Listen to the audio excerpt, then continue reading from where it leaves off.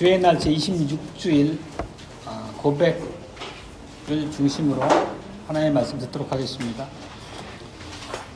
제69문답부터 71문답까지입니다. 69문답입니다. 거룩한 세례가 그리스도의 십자가 단번 희생제사로 당신에게 준 유익을 어떻게 표하고 인칩니까?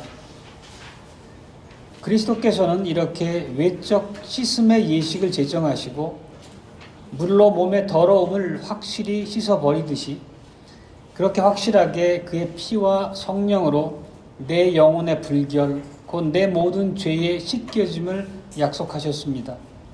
70문답입니다. 그리스도의 피와 성령으로 씻겨짐이란 무슨 뜻입니까? 그리스도의 피로 씻겨짐은 십자가의 희생제사에서 우리를 위해 흘린 그리스도의 피로 말미암아 은혜로 우리가 하나님께 죄사함을 받는 것입니다. 성령으로 씻겨짐은 우리가 성령으로 새로워지고 그리스도의 지체로서 성별되어 점점 더 죄에 대하여 죽고 거룩하고 흠이 없는 삶으로 인도받는 것입니다. 71문답입니다. 우리가 세례의 물로 씻겨지듯이 확실하게 그리스도께서 자신의 피와 성령으로 우리를 씻으심을 어디에서 약속하셨습니까? 세례를 제정하실 때 그러므로 너희는 가서 모든 족속으로 제자를 삼아 아버지와 아들과 성령의 이름으로 세례를 주고 믿고 세례를 받는 사람은 구원을 얻을 것이요 믿지 않는 사람은 정죄를 받으리라고 말씀하셨습니다.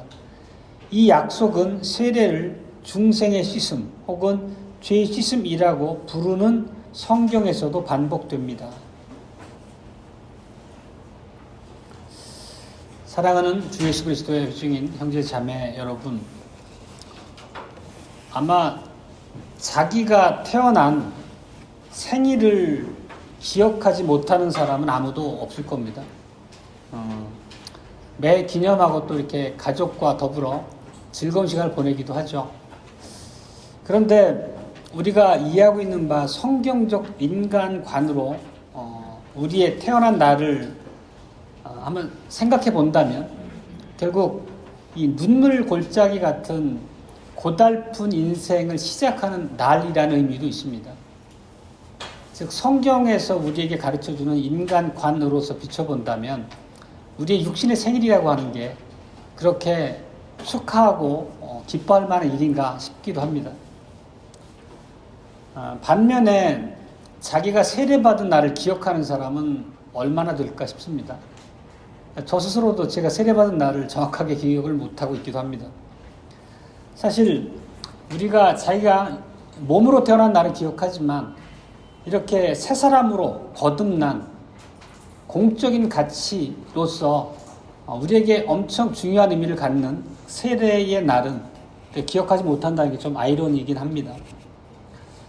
이런 걸 보면 우리의 사고방식도 일상 중에는 하나님을 알지 못하는 세상 사람과 별반 다르지 않은 구석들이 많이 있다고 생각됩니다. 그렇지만 세례라는 의미를 우리가 다시 살펴보면 하나님께서 우리를 당신의 소유로 삼아주신 날이고 우리가 언약 안에서 하나님의 자녀로서 새로운 생명을 시작하는 그런 아주 큰 의미가 있는 놀라운 날입니다. 언약의 자녀로 인침받았다는 것이 어떤 의미인지는 우리가 익히 그가 살폈던 말씀 안에서도 아주 선명하게 배운 바가 있습니다. 그렇다면 이 날이야말로 성도라면 마땅히 두고 기념하고 그 의미를 되새기면서 자기의 정체성을 새롭게 다지는 그런 의미로서 삼아야 될 듯도 합니다. 오늘 설교 제목은 세례는 자기 백성에 대한 하나님의 주권적인 결정을 보여주시는 것입니다. 결국 세례가 어떤 것인지, 세례의 근원이 하나님께로부터 비롯됐고 하나님의 명령으로 시작된 것이고 그 안에 담긴 의미가 무엇인지를 짧지만 잘 함축하고 있는 제목이라고 생각이 됩니다. 우리 주원교에서도 세례가 그동안 여러 번 시행됐습니다. 실제 아이들 머릿수로 따지면 서유리부터 최근에 은유엘이기까지 8명 정도 세례를 베풀었고, 이제 얼마 전에 태어난 이제 유이도 세례를 앞두고 있는 입장입니다.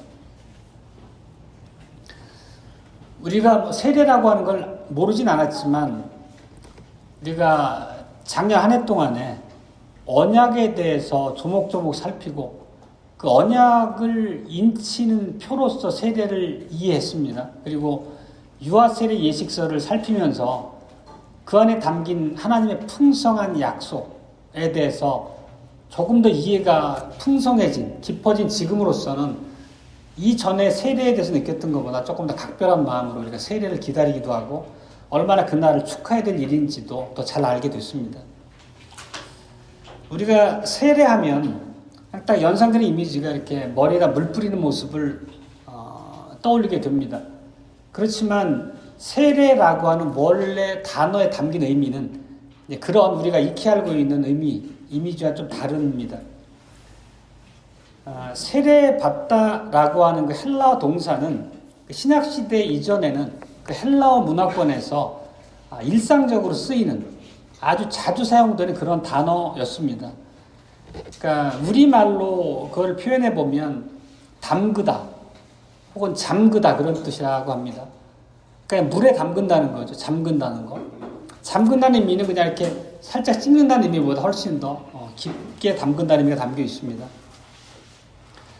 누가복음 16장의 그 부자와 나사로 비유에서도 이 단어를 사용했습니다. 그 용례를 한번 살펴보면 24절입니다. 누가복음 16장. 아버지 아브라함이여 나를 긍휼히 여기사 나사로를 보내어 그 손가락 끝에 물을 찍어 내 혀를 서늘하게 하소서. 여기 손가락에 물을 찍어란 얘기, 찍어가 바로 이 세례 받다라고 하는 그 동일한 헬라어라고 합니다. 문자적으로 번역하면 손가락을 물에다 담갔다, 즉 손가락에 세례를 베풀었다 그런 의미입니다. 그러면 이 손가락에 세례를 베풀었다, 물에 담갔다는 의미가 그냥 물에 살짝 담갔다 꺼내는 정도가 아니라 완전히 물에 푹 담그는, 즉 물에 수침시키는, 침수시키는 정도를 얘기한다는 것입니다. 헬라의 원래 의미로가. 그리고 그 단어의 용법을 조금 더 잘 살펴볼 수 있는 성경 구절이 요한복음 13장 26절입니다.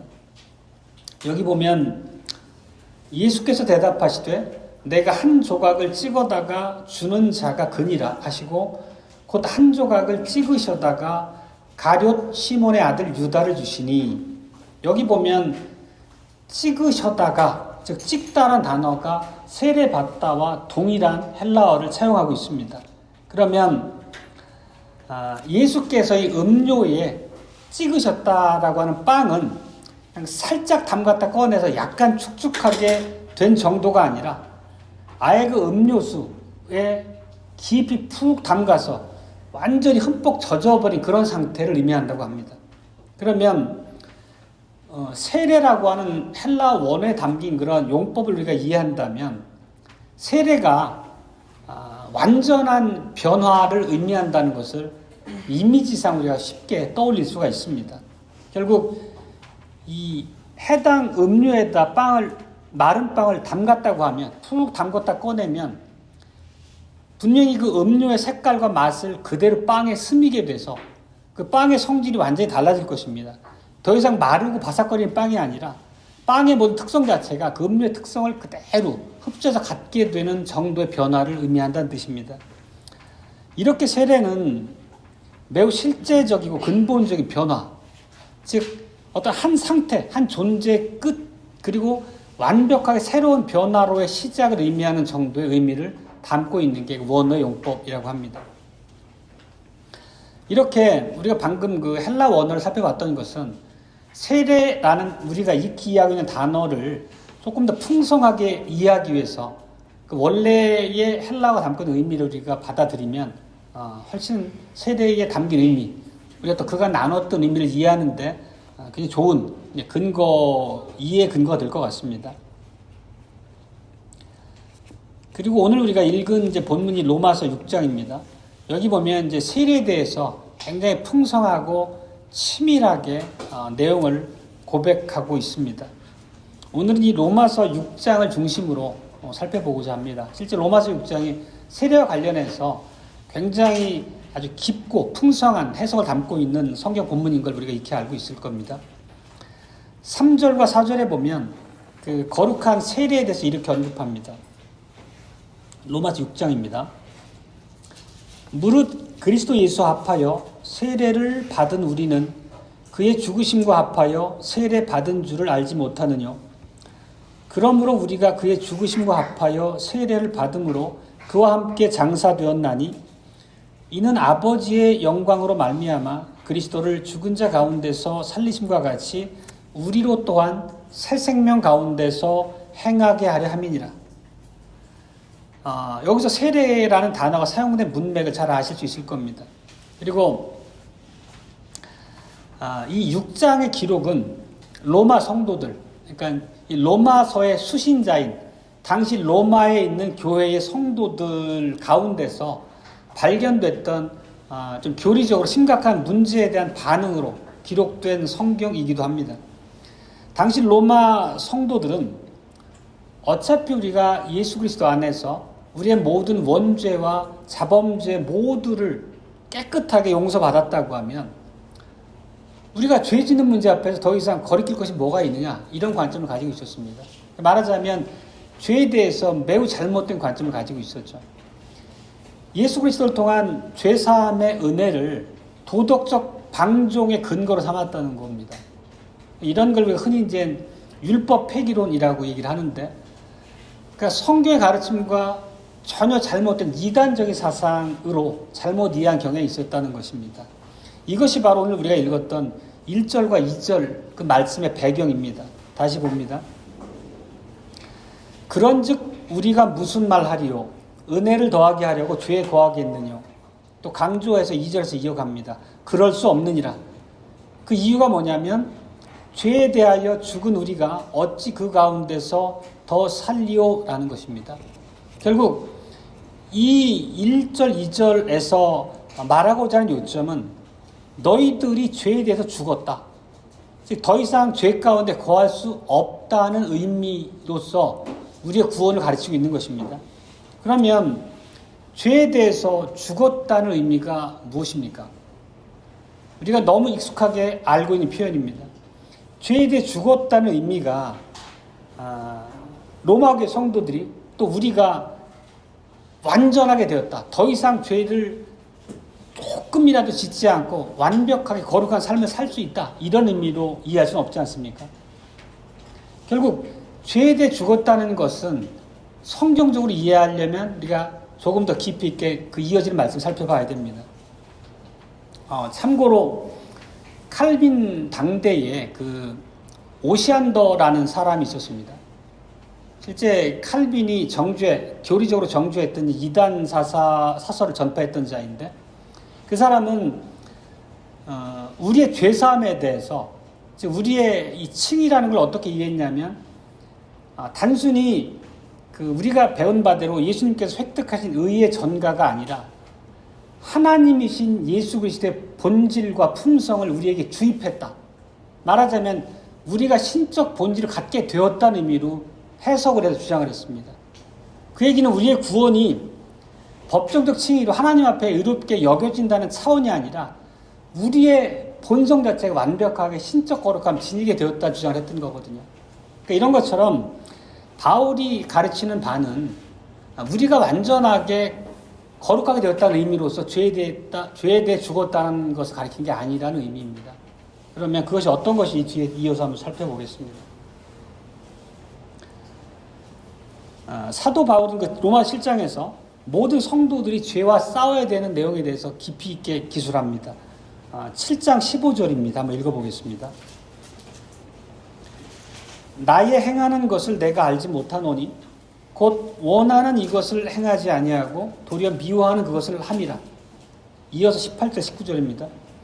내 속 곧 내 육신에 선한 것이 거하지 아니하는 줄을 아노니 원함은 내게 있으나 선을 행하는 것은 없노라.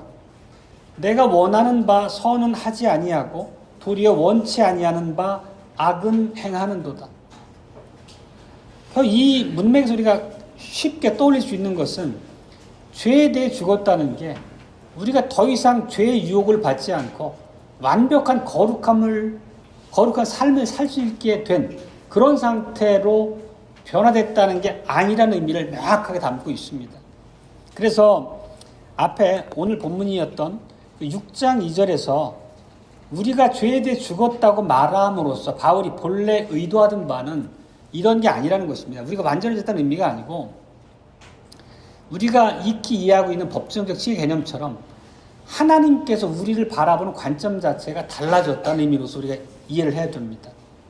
그 얘기는 더 이상 하나님께서 우리를 죄인으로 대하지 않으신다. 그런 의미입니다.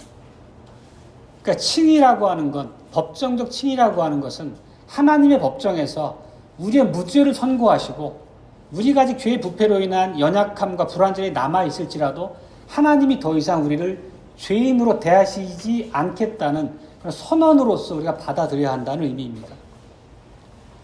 그렇다면 이제 그 다음 질문은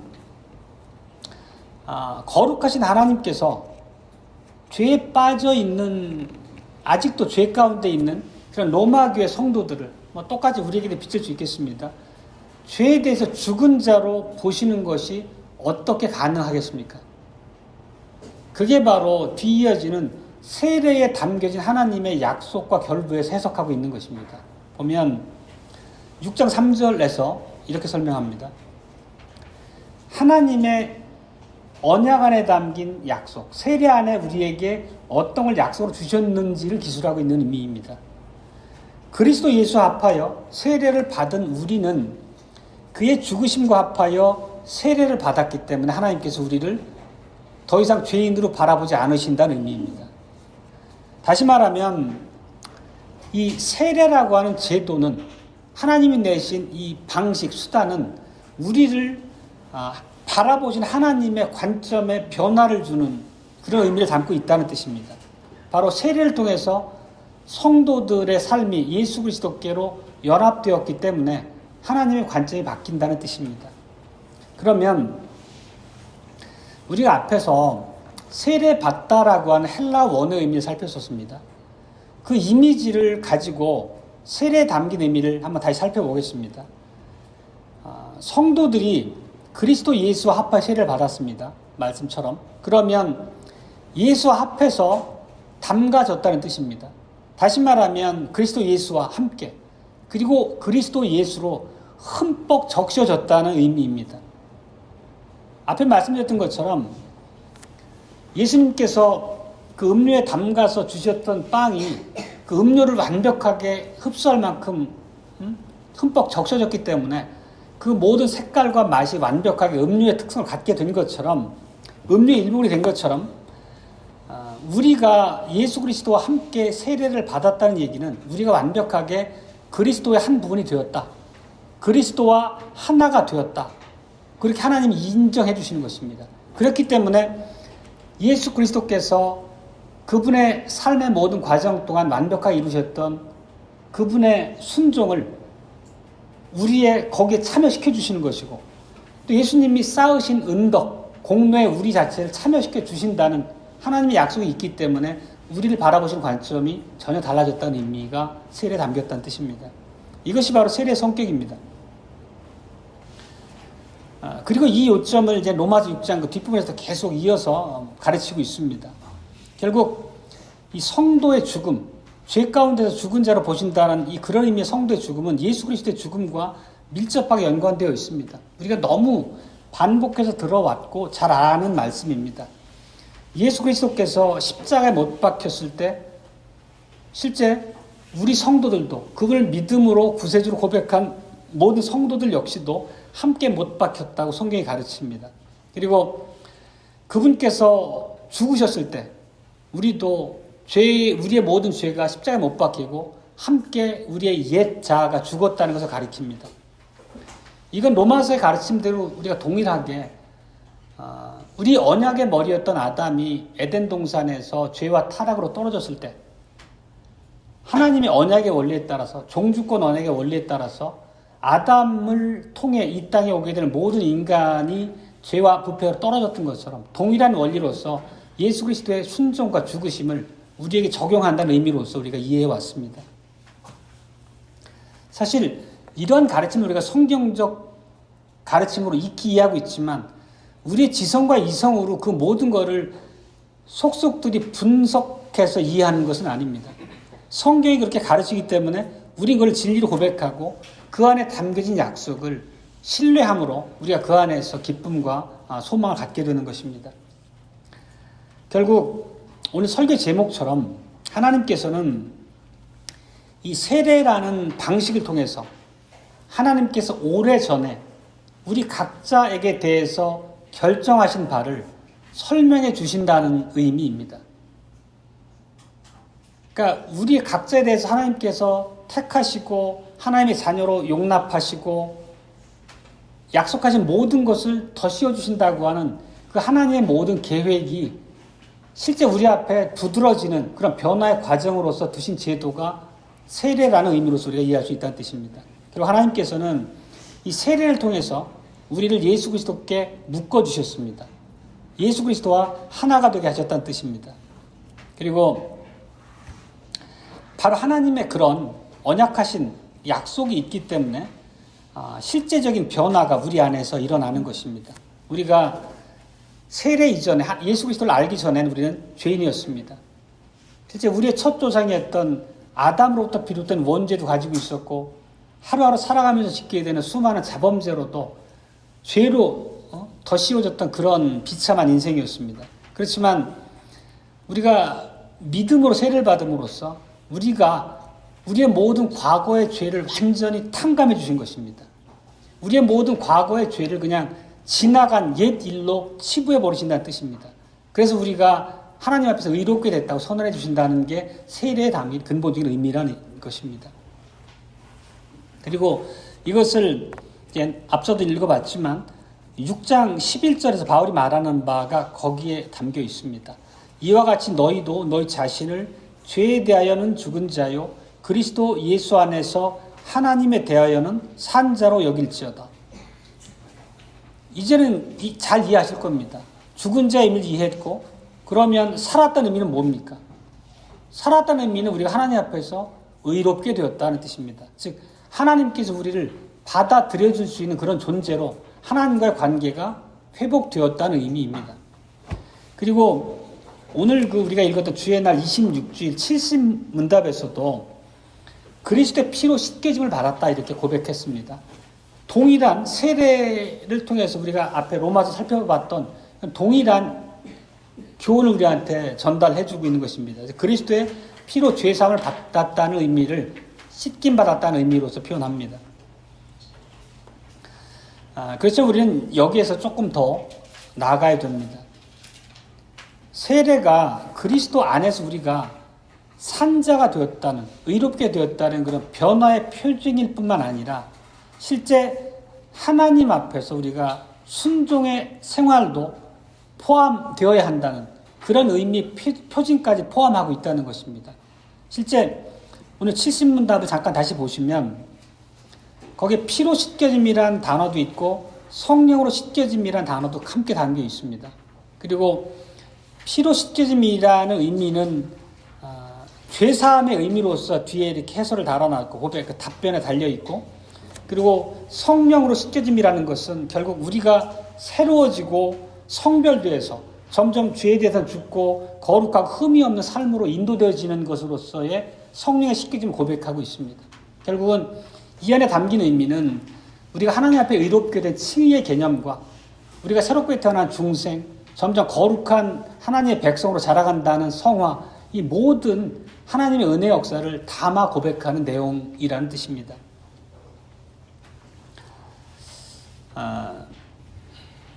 로마계 성도들은 앞서 우리가 그들이 하나님께서 베풀어 주신 죄사함에 대해서 도덕적 방종의 근거로 삼은 아주 치명적인 잘못에 대해서 지적한 바가 있습니다. 그렇지만 지금까지 로마서의 바울의 가르침을 보듯이 바울은 그런 생각을 철저하고 단호하게 거부합니다. 비판합니다. 앞서 읽었던 걸 다시 보면 2절입니다. 죄에 대하여 죽은 우리가 어찌 그 가운데 살리오 이렇게 했습니다. 그리고 세례에 대해서 쭉 설명한 다음에 12절 13절에 이르러서 이렇게 가르칩니다. 결국 로마 교회 성도들의 잘못된 이해를 정확하게 세례의 의미를 통해 해설함으로 잘못 지적하고 난 다음에 결론적으로 이렇게 내리는 말씀입니다. 그러므로 너희는 죄로 너희 죽을 몸에 왕노릇하지 못하게 하여 몸의 사욕을 순종치 말고 또한 너희 지체를 불의의 병기로 죄에게 드리지 말라. 왜 그래야 됩니까? 이거는 하나님께서 우리를 의롭게 여겨주시고 우리의 모든 죄를 사하신 목적이 우리가 새 생명 가운데서 점점 더 하나님의 형상을 닮아 거룩함으로 지어져 가기를 바라는 그 목적을 두시고 우리를 구원하셨기 때문에 그렇다는 뜻입니다. 그리고 이것을 오늘 그 교린문답 70문답에서 앞서 봤던 것을 이렇게 고백합니다. 그리스도 지체로서 성별되어 더욱더 죄에 대하여 죽게 되고 거룩하고 흠이 없는 삶을 사는 것. 이것이 바로 우리를 세례를 통해서 우리의 죄를 사해 주시고 성령의 씻김을 통해서 우리를 하나님의 자녀로서 새 생명으로서 살아가게 하신 바의 실질을 얘기하고 있는 것입니다.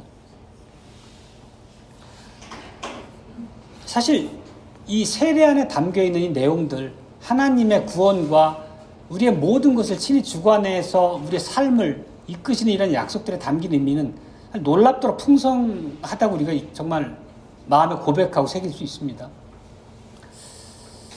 다시 한번 정리해 보겠습니다. 세례가 무엇입니까? 오늘의 이 설교 제목의 관점으로 보면 하나님께서 주권적으로 우리 각자에 대해서 결정하신 바를 우리에게 말씀해 주시는 그 의미를 담고 있는 게 세례라는 것입니다. 그 내용은 뭐냐면 예수 그리스도와 함께 갈보리 십자가에서 너희가 죽었다. 그리고 너희가 그리스도 부활과 더불어 새 생명으로 살아났다. 그리고 예수님께서 획득하신 모든 보화와 은사들에 너희가 참여하는 당사자가 되었다. 이 약속이 세례를 통해서 우리한테 주셨던 약속이라는 의미입니다. 결국 세례는 하나님의 심판대 앞에서 우리가 근본적으로 변화가 일어났다는 것, 즉 의롭다 선언되었다는 것을 포함하고 있는 것입니다. 결국 더 이상 하나님께서는 우리를 세례받아 믿음으로 예수 그리스도를 구세주로 고백하는 자들을 이제 더 이상 죄악된 자로 보지 않는다는 뜻이고 영원한 심판으로부터 완전히 면제되었다는 것을 얘기하고 있는 것입니다.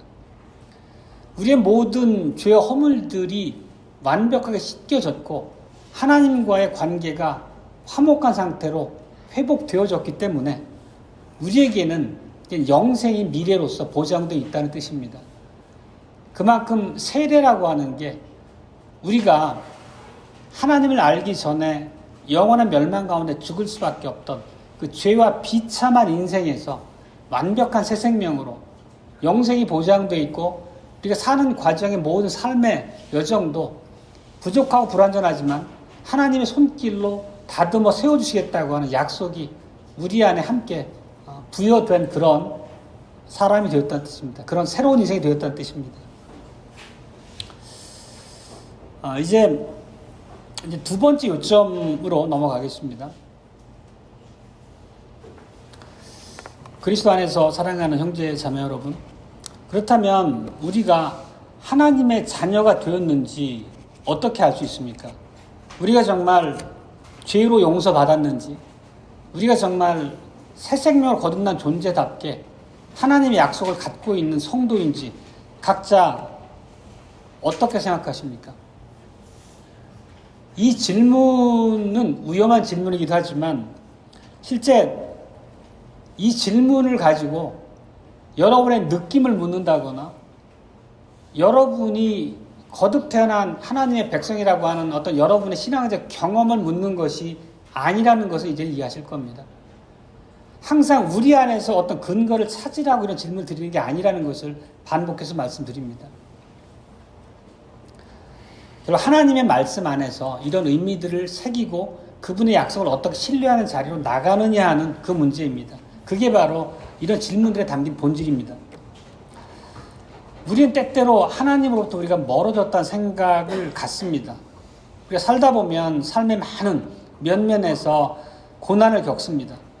그럴 때마다 하나님의 진노가 내게 임했고 나를 짓누르고 있다는 그러한 괴로운 심경을 갖고 힘들어하기도 합니다. 때로 하나님의 말씀이 전혀 위로로 다가오지 않을 때도 있습니다. 또 내가 구원의 백성인지에 대한 확신이 흔들릴 때도 있습니다. 그렇지만 이때 우리에게 매우 위로가 되는 말씀이 있습니다. 예수 그리스도께서는 우리의 연약함에 대해서, 우리의 불완전함에 대해서, 우리가 얼마나 못나고 무능력한지에 대해서 정확하게 알고 계십니다. 예수 그리스도는 우리의 연약함을 체휼하지 못하는 분이 아니십니다. 똑같이 우리와 동등한 인성으로 이 땅을 살아왔기 때문에 우리 인생들에게 다가오는 그런 세상의 미혹과 여러 가지 환난들이 얼마나 고통스럽고 우리가 연약하게 그 앞에 넘어지는지를 너무 잘 아신다는 뜻입니다. 그렇기 때문에 우리가 우리 자신의 느낌이나 경험에서 확신을 찾으려고 하는 것은 매우 미련하다는 의미입니다. 항상 하나님이 말씀으로 주신 바 언약 안에 담긴 세세한 내용들을 우리가 반복해서 고백함으로 우리의 신앙적인 불안함을 해소하고 또 믿음 가운데 깊이 뿌리내릴 수 있어야 되겠습니다. 하나님께서는 저와 여러분 각자에 대해서 가진 계획이 계시고 그 계획을 세례를 베푸심으로써 우리에게 말씀하신 것입니다. 그리고 교회의 지체로 연합되어 살아가는 매 순간마다 복음 설교를 통해서나 또 우리가 하나님 주신 말씀을 읽고 묵상하는 가운데서나 우리에게 다시 반복해서 새겨주십니다. 그리고 하나님은 변개함이 없으신 분이라는 걸 압니다. 하나님은 신실한 분이십니다.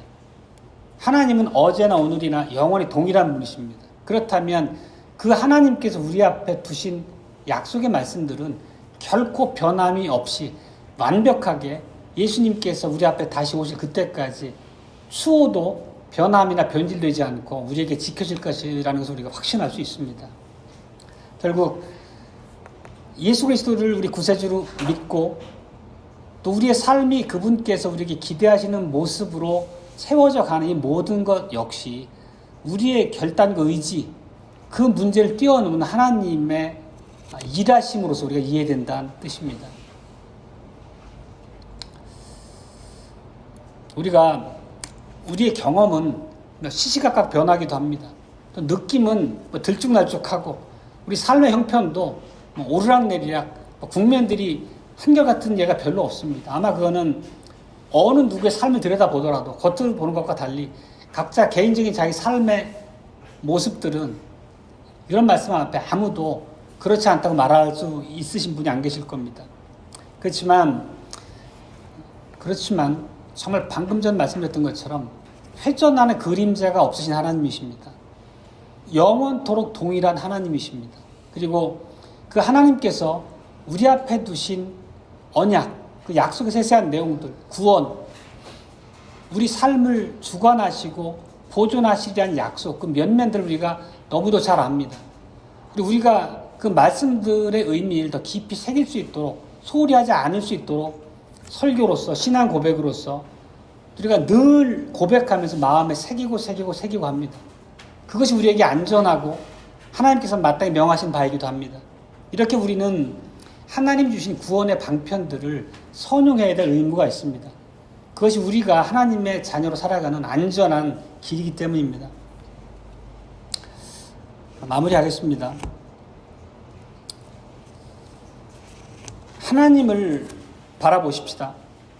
이제 문제는 우리가 하나님의 약속에 담긴 그런 풍성한 하나하나의 내용들을 깊이 있게 이해하고 얼마나 그거를 붙잡고 따라가느냐 문제입니다. 그러기 위해서는 하나님이 마땅히 우리 앞에 두신 그런 은혜 수단들을 선용하고 하나님의 약속이 우리에게서 우리 교회 안에서 풍성하게 이루어져 가는 걸 우리가 목도하며 살 수 있기를 바랍니다. 아멘.